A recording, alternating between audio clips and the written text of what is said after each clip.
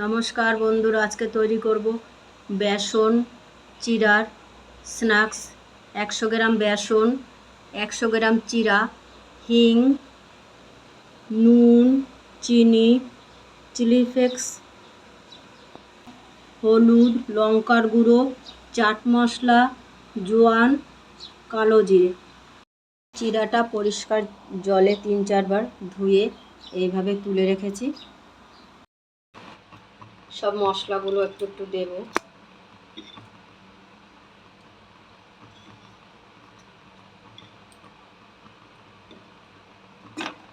এরকম সব মশলা একটু লাল লাল করে ভাজবো। যখন সুন্দর গন্ধ বেরিয়ে আসবে তখন তুলে দেব, পুড়ে না যায় খেয়াল রাখতে হবে।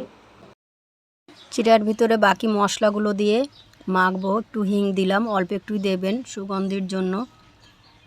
এখন এই দেখুন হিং দেখালাম, একটু দিয়েছি, সুন্দর গন্ধ হয় হিং দিলে। বেসন যে মশলা দিয়ে ভেজেছিলাম সেগুলো দিয়ে মাখবো আস্তে আস্তে। চিড়াটা যে সুন্দর ভিজে ফুলে উঠেছে, চিড়াটা দিয়ে আস্তে আস্তে মাখবো, জল দিতে হবে না। শুকনো শুকনো করে চিড়ার যে জল আছে তাতেই মাখা হবে। যদি মনে করেন যে মাখা হচ্ছে না, তখন একটু জল দিতে। একটু জল দিয়েছি, হাতে ছিটিয়ে ছিটিয়ে অল্প একটু জল দিয়ে ঠেসে ঠেসে মাখছি। আমাদের মাখা হয়ে গেছে। এরকম ছোট ছোট গোল করে নেব, করে নিয়ে এরকম করে বেলে নেব রুটির মতন। দেখুন সুন্দর বেলা হয়েছে।